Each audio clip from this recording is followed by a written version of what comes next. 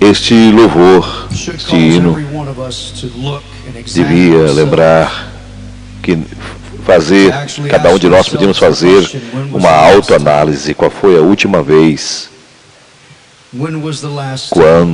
Qual foi a última vez?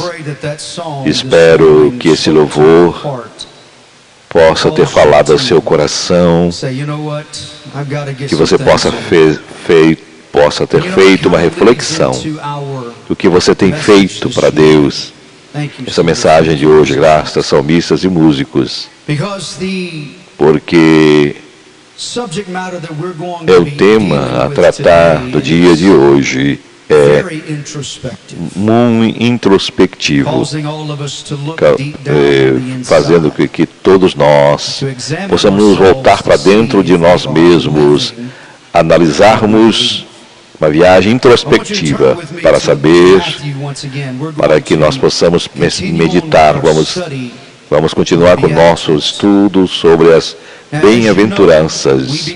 Agora, como sabem, começamos este estudo, começamos o mês, e quisera pudesse levantar-me todos os domingos, trazer-lhes esta mensagem sobre este livro. Gostaríamos de falar por muito tempo, será uma bênção para todos nós. Para mim, tem sido uma bênção estudar esse tema. Sermão do Monte. Quero que vocês leiam comigo o capítulo 1 de Mateus, versículo 12 de hoje. Jesus disse, vendo a multidão, subiu ao monte, sentando-se, vieram ao redor dele seus discípulos, abrindo a sua boca, falou dizendo, escute o que ele está dizendo aqui. Bem-aventurados, felizes, os pobres de espírito, porque deles é o reino dos céus. Bem-aventurados ou alegres os que choram, porque eles serão consolados. Bem-aventurados os mansos, porque eles herdarão a terra. Bem-aventurados aquele que tem sede de justiça, eles serão fartos. Bem-aventurados os misericordiosos, porque eles alcançarão a misericórdia. Bem-aventurados os limpos de coração, porque eles verão a Deus. Bem-aventurados os pacificadores, porque serão chamados filhos de Deus. Bem-aventurados os que padecem perseguição por causa do meu nome e por causa da justiça, porque deles é o reino dos céus. Bem-aventurados sois quando por minha causa sois perseguidos, foram vituperados, e todo mal contra vós, mentindo contra vós. Regozijem-se e alegrai-vos, porque vosso galardão é muito grande nos céus. Porque assim perseguiram os profetas que foram antes de vós. Eu quero utilizar como tema hoje, tratando com as bem-aventuranças no 2, 3 e 4, dia de hoje. Como já falamos a primeira, quando chegamos nessas três bem-aventuranças que vamos falar no dia de hoje, veremos que todos têm algo em comum. E é um texto interessante. Cada um, cada cristão, cada crente que aplica estas três à sua vida e coração, são aquelas pessoas que são verdadeiramente que dependem do Senhor para tudo. Entenderam isto? O texto de hoje diz, é isto, o caráter do cristão. Aqueles que dependem de Deus. Aqueles que dependem de Deus. Oremos. Pai Celestial, pedimos nesse momento no nome de Jesus. Damos graças hoje por tudo que tens feito por nós. Damos graças por tuas bênçãos, por tua graça e misericórdia. Pedimos que tu nos ajude a enviarmos a tua palavra no dia de hoje. E unge os nossos ouvidos para ouvirmos o que tens para dizer a nós. Em nome de Jesus, amém. Vou precisar da sua ajuda no dia de hoje. Vou necessitar que você me dê um pouco de respostas, porque eu quero fazer-lhes umas perguntas. Quero que realmente pense neste momento antes que responda. A pergunta que quero fazer-lhes nesse momento: crees que vocês que será verdade que sua ideologia determina o que você está fazendo.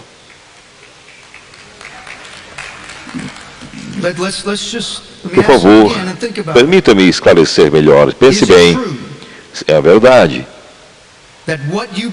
Aquilo que você crê, aquilo que você crê determina o que você vive, o que você faz. Então você me pergunta, para todos os crentes e para todo o povo de Deus, nós temos uma verdadeira declaração porque a igreja está num estado tão patético neste momento. Poderá ser que supõe que devemos crer nós estamos fazendo algo errado? Porque a resposta é muito simples. Quando nossas ações estão em conflito com nossa ideologia, irá haver problemas. Quando as ações não se comparam com o que você crê, causa grandes problemas. Assim e podemos chegar a deduzir essa declaração, este entendimento de que a igreja de hoje é em uma triste condição. Nós devíamos estar impactando o mundo, e nós temos que estar ressaltando, e começamos com essa série, a igreja tem a obrigação de estar impactando o mundo, porque essa ideologia, nossas ações não se alinham com a nossa ideologia e com a de Deus. O mundo está impactando a igreja. E há três coisas porque eu creio que isso tem acontecido. Primeiro, a maioria da igreja, tomara que eu esteja equivocado, o que eu vou dizer por números, um bom número do corpo de Cristo tem um mal entendido sobre a revelação. Segundo lugar, tem uma falta de opinião do ponto de vista de pecado. A que nos referimos com isto?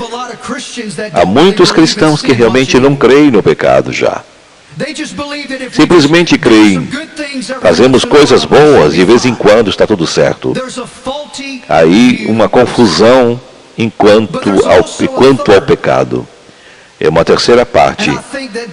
Eu creio que isto é tão importante porque não há entendimento correto do que gozo, felicidade cristã deve ser, e se é um mal entendido enquanto há inspiração. Há uma falta de ponto de vista sobre o gozo cristão que nos leva a uma vida cristã superficial. A maioria dos casos produz uma vida que não é efetiva, vazia, insípida.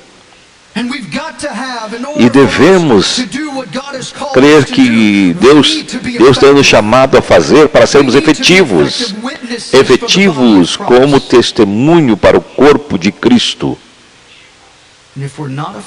E se nós não somos efetivos, então, onde nos levará isto? Nós temos visto isto, e temos dito aqui. Mas um mês eu falei sobre isso, com respeito ao Sermão do Monte. E eu quero reiterar isto também. Esta é o símbolo que significa ser um cristão. Não decepcione-se. Não há semelhança maior do que encontramos o que significa ser um cristão. Devemos entender, não é apenas uma fachada de perfeição. Não é o que você está pensando nesse momento. Esta é uma fachada de perfeição, somente fazemos isso para que sejamos perfeitos. Não é uma fachada para dizer assim, não. Se nós vamos estar aprendendo aqui nos próximos meses, está arraigado, funcionando na graça e misericórdia de Deus onipotente, que sem Ele nós não iremos lograr nada. São muitas coisas que esse ruído que significa ser um cristão, podemos ser cristãos se permitirmos que Ele opere em nossas vidas e corações. Porque se não permitirmos fazer isso, que Ele opere em nossos corações, independente do que podemos fazer, não podemos entender nem aplicar essa mensagem à nossa vida. Se existe uma coisa que precisamos entender sobre o Sermão do Monte, as bem-aventuranças, são palavras, não são palavras no papel somente.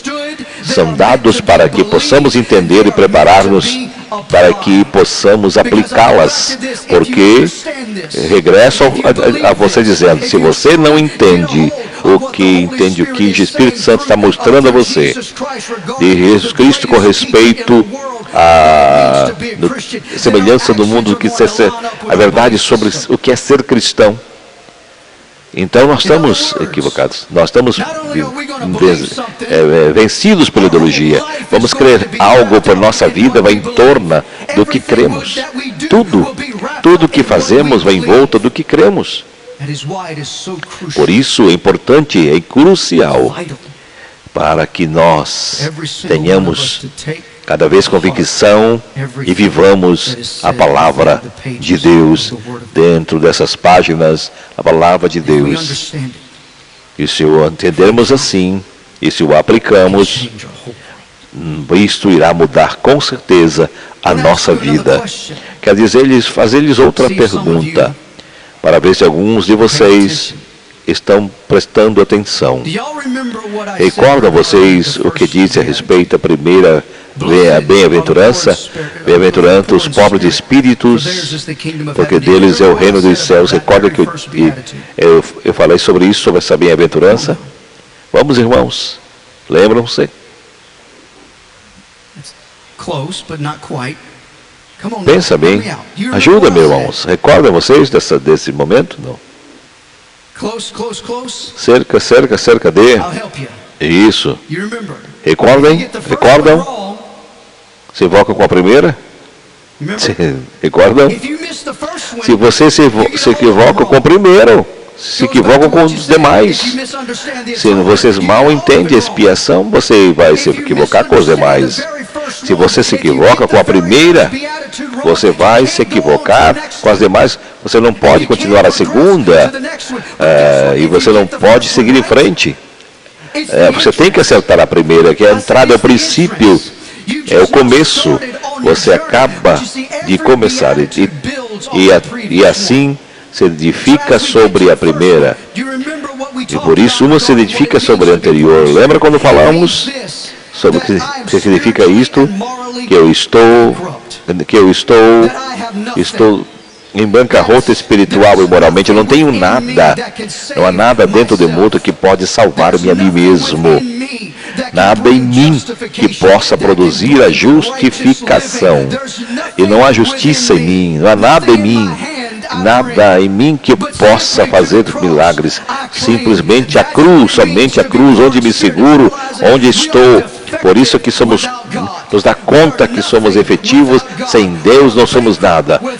Em bancarrota, se não estivermos nele. Porém, neste momento em que falamos isso, momentos que cremos nisso, entramos a um novo estilo de vida, entramos a uma família, entramos na sua presença.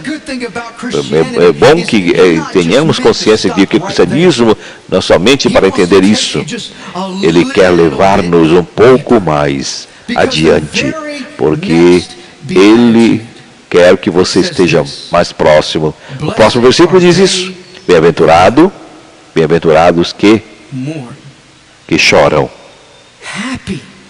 São alegres. Mas os que choram, porque eles serão consolados. Se nós temos uma coisa, temos que reconhecer que somos pobres de espírito.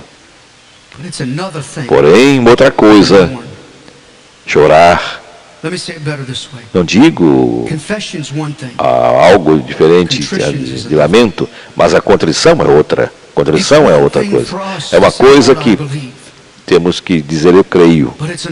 Porém, outra coisa, você dá se conta de que me traz mais perto quero estar, mais falhas. Quando chego perto dele, mais perto, mais consciente eu estou de minhas falhas. Mas eu enxergo. Quanto mais perto da luz, mais vejo meus defeitos, que significa chorar, lamentar as minhas misérias, lamentar os meus pecados. Não significa que você tem um problema pelos efeitos do pecado, não. É o coração quebrantado pelo pecado mesmo, a autocomiseração. De final de cada dia dizer e fazer a pergunta para nós mesmos, por que somos assim? Por que sou assim? Vocês têm que fazer essa pergunta, examinar-se a si mesmo. Por que eu tenho? Por que eu não tenho que perdoar algo? Não tenho que perdoar alguém? É mais profundo do que isso. Você tem que examinar-se a si mesmo, dar-se conta quando entro em contato com a presença de Deus, três vezes santos, que poderemos chegar a esse nível. Jamais poderei viver nesse nível. Não, Deus é maravilhoso e eu sou apenas uma pessoa miserável. Muitos cristãos estão quebrantados pelo pecado. Muitos regresso que diz, muitos cristãos têm um ponto de vista errôneo sobre o pecado.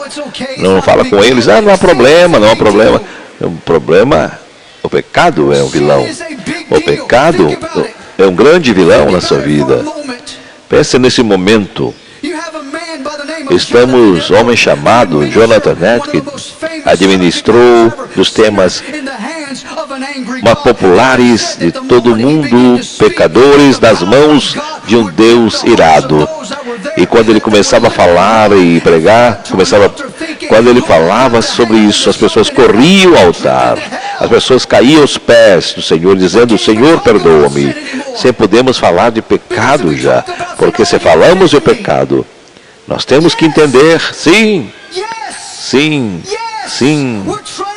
estamos tratando de ofender para que se dê conta que não pode continuar vivendo nesta condição sine qua non. Escuta, igreja, Deus não nos salvou do pecado. Ele nos salvou para continuemos vivendo como antes. Nos salvou para tirar-nos do pecado, para tirar-nos da atadura, para vivermos uma nova vida e temos o que fazer e comece a fazer e atuar como cristãos. Este é um assunto importante que você precisa entender. Quando você se examina, você se dá conta disso, que há muito pecado no coração do homem e isto quebranta a minha vida. E começo a chorar quando sinto as minhas misérias. Chega um momento e começa a pensar. Quando você chega a Deus, a vontade e a misericórdia dele, você chega perto dele, você sente as suas faltas, suas misérias, porque a luz resplandece sobre as trevas. Sim, clareia tudo das trevas desaparece. Quando a luz de Cristo resplandece sobre o crente, todas as falhas são expostas, o orgulho é exposto, o ego e tudo se expõe, egoísmo e coisas semelhantes. Minha pergunta é essa para o corpo de Cristo a todos os cristãos choram pelo pecado, lamentam o pecado, choram pela situação de miséria, seu coração se quebranta diante do pecado, pelos erros que cometemos, pelos horrores que às vezes cometemos, que nós não somos perfeitos. Nós temos lutas aqui, temos dificuldades aqui, mas o choro não se demonstra apenas por lamentar, mas lamentamos pelo pecado de outros também. Oh Deus meu, nós choramos pelo pecado da sociedade, choram pelo pecado da sociedade, do seu estado, do seu país. Jesus chorou, Jesus orou por Jerusalém, nós temos que orar por nossa cidade, temos que orar pelo nosso país. Se nós não somos cristãos, não temos muito que orar, simplesmente temos que entender.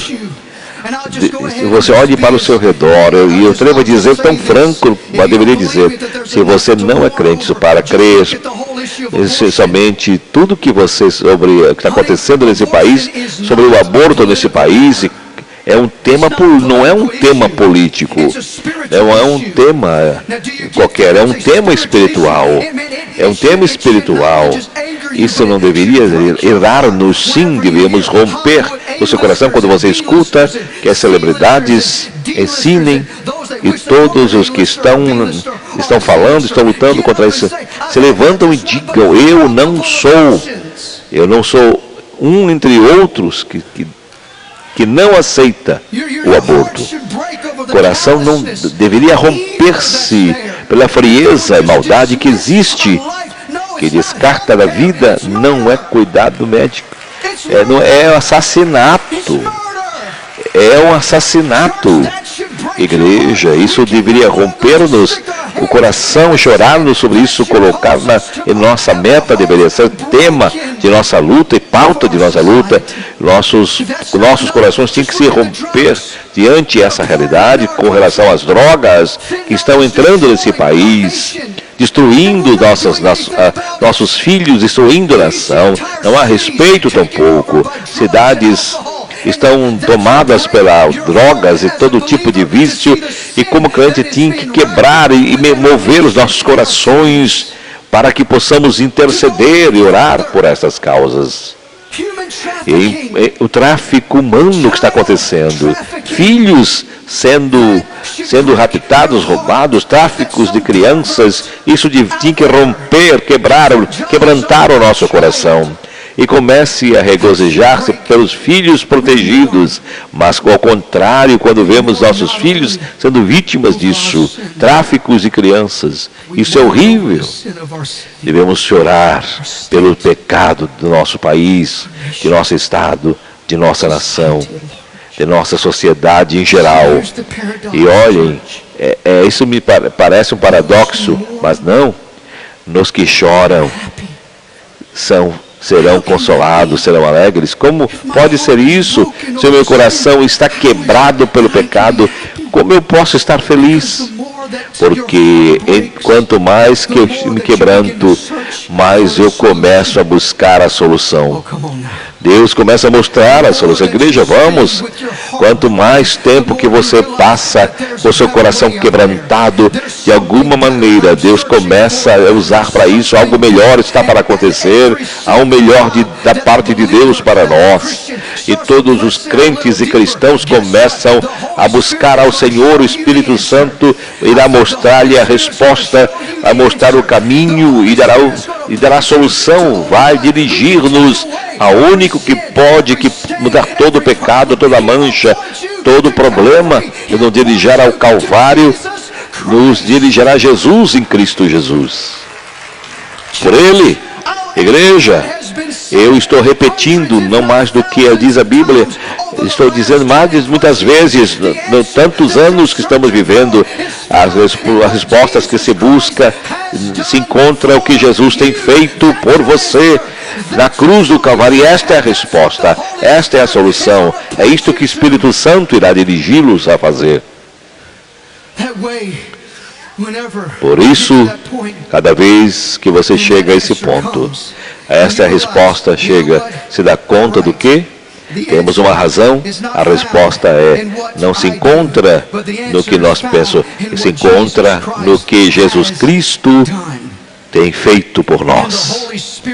E o Espírito Santo então começa a trabalhar para trazer e criar a condição com sine qua non, e a posição a trabalhar para trazer essa condição à altura de sua posição. Quando isso acontece, você se dá conta que você está orando para ser consolado, porque eu sei, porque não sou eu, que tudo depende dele. Tudo vem dele e tudo depende dele. Depende de Jesus. Tudo se trata e depende de Jesus.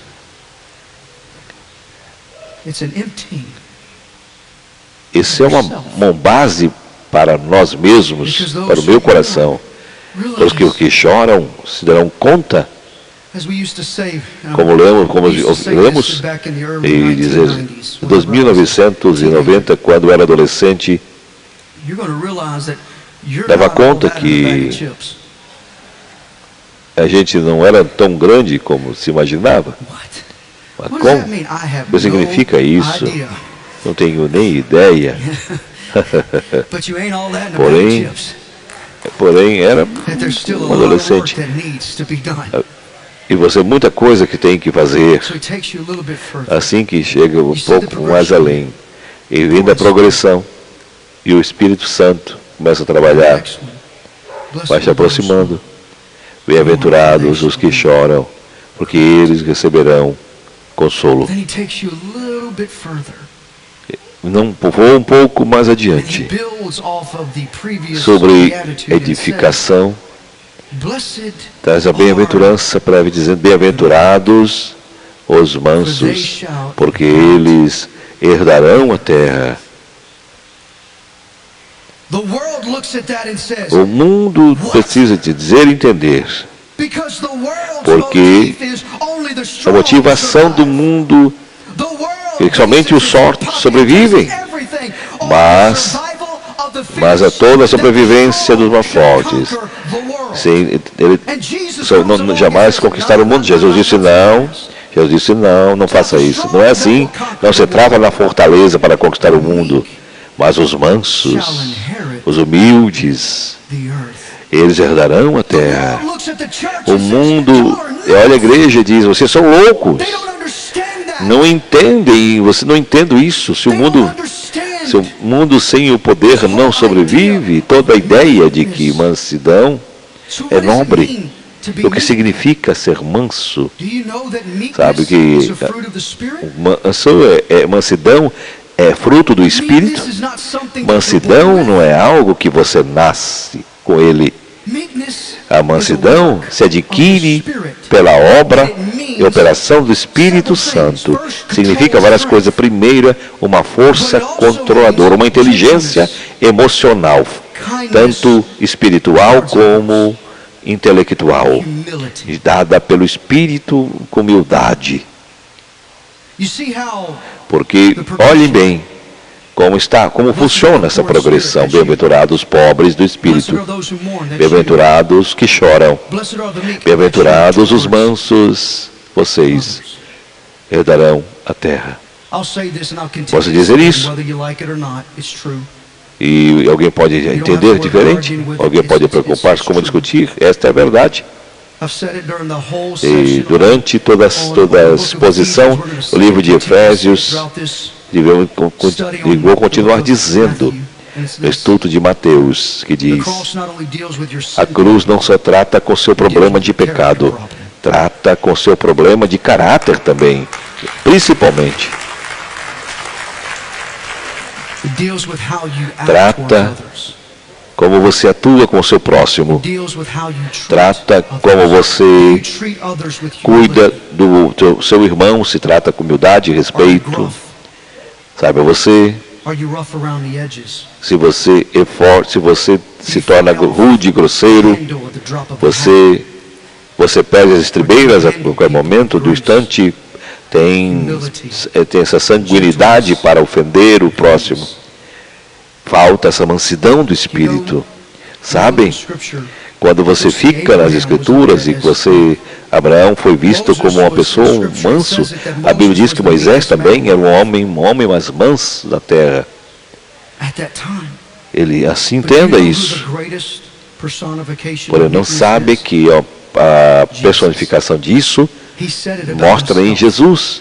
Quando você não fala de si mesmo, Jesus disse: Venha a mim, porque sou manso e humilde de coração.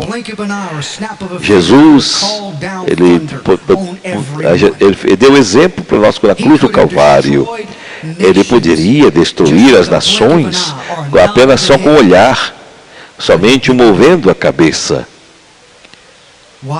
Porque porque não era a sua missão. A missão era o Calvário.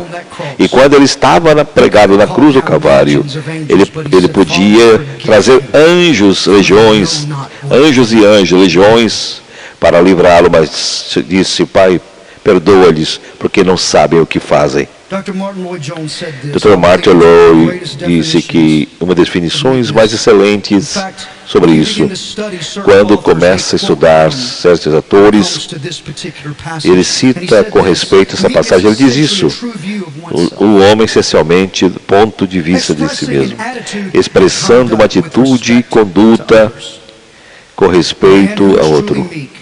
O homem que verdadeiramente é manso é aquele que verdadeiramente impressionadíssimo, porque Deus é homem. Deus pode pensar dele mesmo e tratá-los como ele é. Em outras palavras, desde que o Espírito Santo começa a operar em sua vida, ele produz uma mudança de caráter em sua vida, que trata as outras pessoas como Deus tem tratado ao outro, como ser humano. Quero movê-lo a pensar nisso, mas pergunto: Deus já perdeu alguma vez o estribo com vocês? Deus explodiu com vocês alguma vez? Alguma vez Deus nos tem tratado indiferentemente? Ou tem visto e nos ama por sermos estúpidos com Ele e conosco? Então por que vocês não fazem assim também com o seu próximo, hein? É isto que causa o pecado. É isso que afeta o nosso interior. Realmente estou vivendo o que eu creio? Minhas ações se alinham com a minha fé? Permite-lhe perguntar uma vez mais e dizer: se o Espírito do Senhor está operando em seu caráter, então não será difícil mudar o mundo enquanto você estiver nisso. Não vai ser tão rápido se for ao contrário. Você pode ter seus seguidores,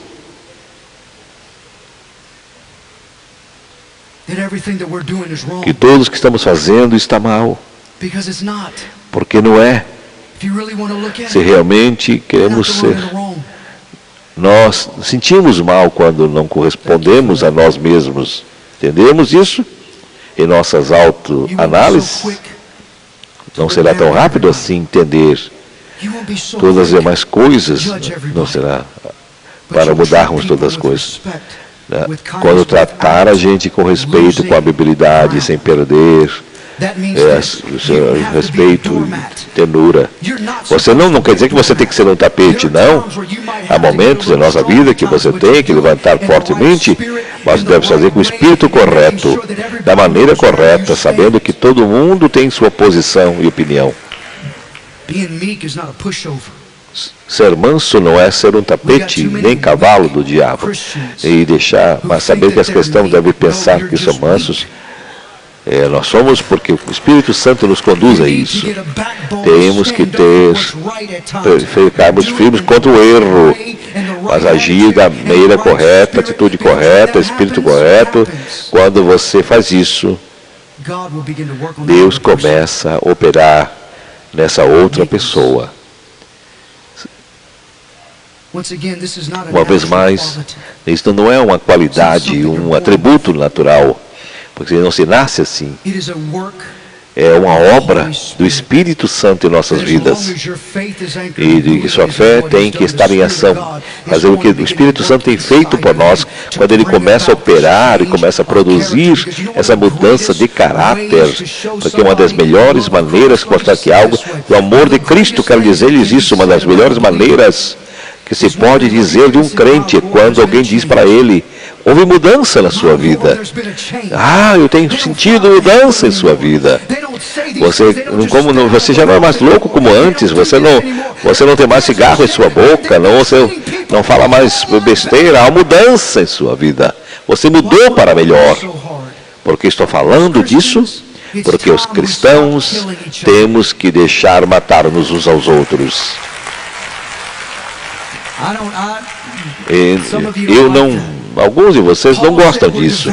Quando eu digo que estamos devorando-nos uns aos outros, Paulo disse que nós estamos devorando-os. Deixem de devorar uns aos outros, Paulo disse. Somos partes da mesma família. Se estamos fazendo isso, se continuar fazendo isso, como que chegaremos na glória? Se nós tivermos podemos estar em desacordo, mas não andar destruindo-nos em autofagia coletiva. Mas se você teve expiação, algum problema, se equivoca com a cria, então teremos um problema. Se você se equivoca com a salvação, teremos um problema. Sabe que temos que reunir-nos, trabalhar juntos e entendermos que devemos tratar-nos muitíssimo melhor, porque somos exemplos. O mundo olha para nós, o mundo sabe disso. E alguns não gostam que falem sobre isto, mas você precisa ser exemplo.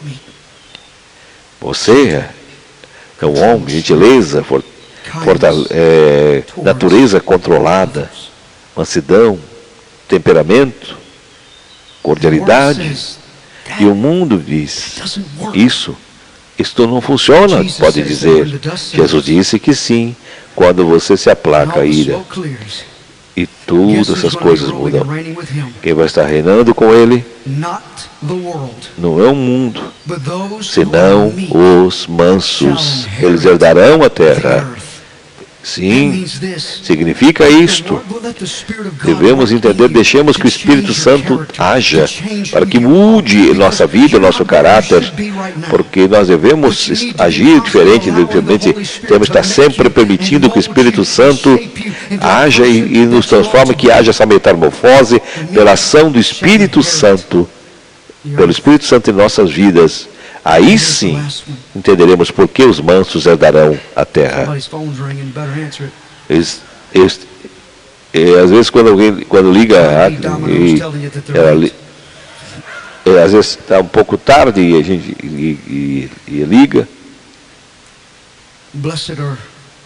Bem-aventurados os que choram, porque eles serão consolados. Bem-aventurados os mansos, porque eles herdarão a terra. Digo isso, algo mais, externas, são 3 internas, essas são mais externas. Diz, bem-aventurados que têm fome e sede de justiça, porque eles serão saciados. Glória a Deus, aleluia. Glória a Deus, glória a Deus. Os que têm fome e sede de justiça, eles serão saciados. Como será o mundo então? Escutem. Constantemente estamos buscando a felicidade. O mundo busca a felicidade, o significado da vida. Estão buscando algo que jamais encontrarão fora de Deus e de Jesus. É triste dizer-lhes isto. Há multidões, muitos cristãos buscando também. E a igreja precisa entender isso. Olhe, quer dizer-lhes isto: Deus nos chamou para andar saltando. Igreja, por favor. Ele nos chamou para estar buscando igrejas. Ele nos chamou para que fôssemos o vagabundo espiritual. Ele nos chamou para que fôssemos arraigados e plantados onde Ele tem fixado. Significa que Ele, se Deus escolheu, se Deus lhe trouxe, não lhe convém por sentimentos diferentes para buscar por seu interesse. Deus tem dito em sua palavra que floresça onde esteja plantado. Há um cristão que salta de igreja em igreja, buscando, em conferência em conferência, igreja aqui, igreja ali, conferência essa, vou para cá, vou para lá, isso é melhor, já estou indo para lá. E daqui a pouco ele está entrando em contradição. Escute-me, Deus nos chamou para outras coisas, a não ser para ter uma experiência com Ele. Igreja, Ele não nos chamou para vivermos de experiências desse jeito, para termos fome e sede de justiça. Sabiam vocês disso? Uma das definições maiores que tem para fome e sede. Vamos ler. John Stott diz isso.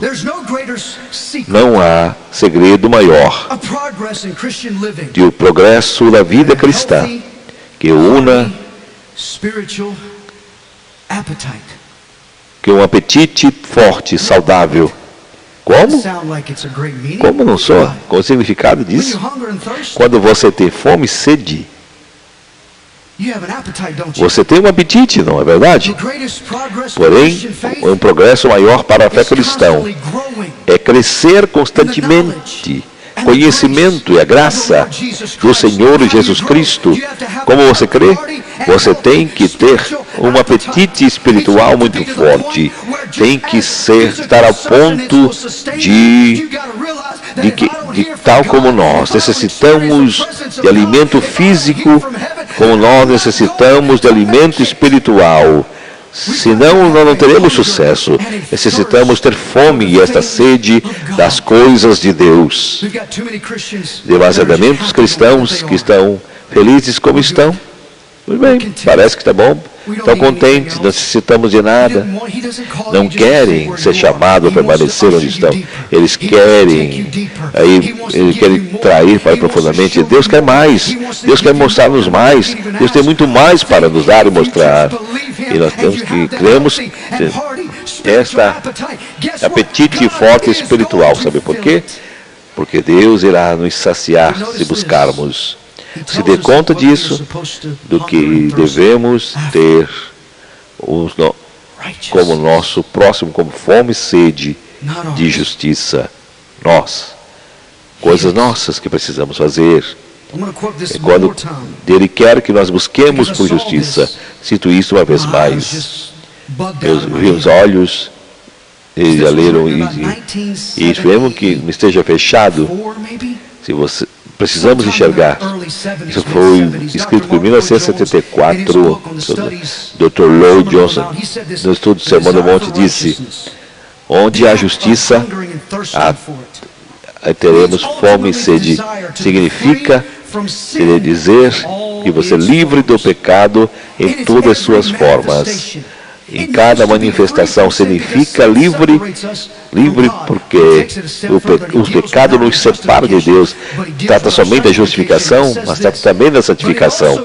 Porque significa que temos que buscar, entender a necessidade de sermos livres do poder do pecado, da garra do pecado e do poder do pecado e das trevas. Como fazer isto? Quando você tem fome e sede de justiça. O que irá acontecer? Vamos, igreja. Está escrito. Ele irá nos saciar. O que ele irá fazer? Ele irá fazer. Ele já fará o que será necessário pela obra consumada de Cristo. Quando você opera, não se trata de mim, mas do que você é feito, mas que você tem que ter fome e sede de justiça. Ele vai mostrar tudo o que você precisa saber. E talvez não faça imediatamente, mas você o busca. Se você tem fome e sede, você insistirá. E Deus haverá de saciá-lo profundamente. Isso onde nos levará? Nos leva àquele cristão que tem uma vida que agrada a Deus, que se torna agradável.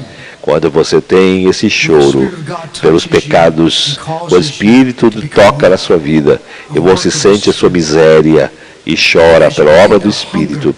E você começa a ter fome e sede de justiça. O Espírito de Deus começará a continuar operando em sua vida, assegurando-se de que pode viver uma vida que seja agradável a Ele. Músicos e salmistas, por favor, regressem. Igreja, um desejo maior não é não é ser o maior aqui, é ser como Ele é. Nosso desejo maior é caminhar com Ele, falar com Ele, viver com Ele, ser e estar com Ele, ser e viver como Ele é. Eu lhes prometo, se vocês tomarem essas palavras que têm sido dito hoje e começar a aplicá-las em sua vida a cada dia, você tomará tempo e terá uma atitude, você sentirá que haverá uma mudança, uma metamorfose em sua vida, mudança na sua vida, em seu caráter, para você haverá mudança em seu coração. Sabe por quê? Porque você faz, você começará a igualar-se ao que está escrito. O que você crê vai relatar o que você é. E isso é no dia a dia. Se vocês creem no que Jesus Cristo tem feito por nós, então você começa a atuar como Ele. Vai começar a atuar um pouco diferente do que era antes. Suas ações irão alinhar-se do que você escreve. E a próxima vez, quando apresentamos para vocês as demais bem-aventuranças, eles vão levar um pouco mais profundo, com cada um significando a mudança prévia, porque as outras não são algo do que nós estamos acostumados. Devemos entender isso. Eles não se rendem. Deus não se renderá. E para concluir, permita-me dizer que vocês dizem que são supremos, precisamos ser como Ele é. Se você está inseguro de que não está vivendo a cruz de Cristo, somente diga: Senhor, por fé, eu creio que tudo do que eu recebo de Ti foi pago por Jesus Cristo na cruz do Calvário. Isso é algo que você precisa dizer todos os dias. Cada momento, cada dia, não só no domingo, e a continuar crendo, continuar crescendo, para começar a ver e dizer: Espírito de Deus operando em sua vida. Ponham-se de pé, por favor, e sinto parte de Deus nesse momento. Sintam-se. Não vou tomar mais do que um segundo antes de despedir-nos. Que Ele comece a agradecer a Deus por tudo que Ele tem feito. Que Ele comece a levantar suas mãos. Diga: Senhor, graças pelo Calvário. Graças pelo sangue de Jesus. Robe e cante. Isto é importante. Obrigado, Jesus, pela cruz do Calvário, diz o hino. Eu estou com fome de Ti, Senhor, diz o hino. Eu estou com fome de Você. Eu necessito do Seu toque, diz o hino. Eu vejo, eu sinto, vejo a Sua fé. Eu necessito da Tua presença. Eu necessito da Sua presença. Senhor, eu estou clamando a Ti. Igreja, você começa a dizer: eu necessito que toques em mim. O Senhor, eu preciso buscar o Teu rosto, Tua face. Eu necessito da Tua presença. Uma vez mais, desesperado por Ti, desesperado por Ti. Sim, mais e mais. Preciso ser desesperado por Ti. Eu estou desesperado por Ti, diz o hino. Sim, sim, Senhor, sim, Senhor. Eu necessito do Teu toque. Sim, sim, eu necessito. Uma vez mais, igreja, eu necessito da Sua presença, diz o hino. Mais vezes e mais vezes, Senhor, eu tenho fome, eu estou com fome de Ti. Eu tenho fome de Ti. Oh, eu estou sempre com fome de Ti. Sim, estou com fome de Ti. Eu necessito do Seu toque. Eu vejo você e a sua face. Deus, de volta, se despidam-se do seu amigo e não perca o culto das 18 horas. Aleluia. Estou desesperado por Ti, diz o hino. Lindo hino, lindo hino. Enquanto estamos ouvindo esses hinos, eu quero agradecer a presença de todos que têm estado conosco nessa live, que chegaram por último aqui. Lili Sabatini Rabelo, Deus abençoe. Paulo Silva disse que já participou de culto presencial lá em Baton Rouge, Louisiana. Sonho com uma igreja dessa no Brasil, além de anunciar o evangelho ao mundo, o investimento em educação. Quando eu estive lá, realmente percebi um grande investimento nesta área. Evidentemente que é um processo mais demorado para o Brasil, mas é uma questão de consciência e de iniciativa e de liderança. Agradecemos todos por esse momento, pela participação. Vamos refazer aqui: Pastor Vanderlei, Irmã Zelira Antunes, Fernando de Favre, Elizabeth Monteiro, a Zelma, que está assistindo ali do outro lado, e temos aqui também a Lili Sabatini Rebelo, Benina, minha irmã, também deixou uma mensagem aqui. Deixa eu ver se eu consigo ver aqui no notebook. E também Valéria Herbert, também que está conosco em Londres, nos assistindo. E demais irmãos que apareceram, que estiveram conosco, agradecemos pela presença, lembrando que você ainda pode estar aproveitando o seu dia para ir à igreja, adorar ao Senhor, continuar na presença do Senhor. Domingo que vem, se Deus quiser, estaremos de volta a partir das 12h30, diretamente de Baton Rouge, Louisiana, para o seu coração, culto Ministério Jimmy Swaggart, tradução simultânea, para que você possa acompanhar tudo o que acontece lá nesse culto espetacular, maravilhoso, lá em Baton Rouge, Louisiana, Ministério Jimmy Swaggart.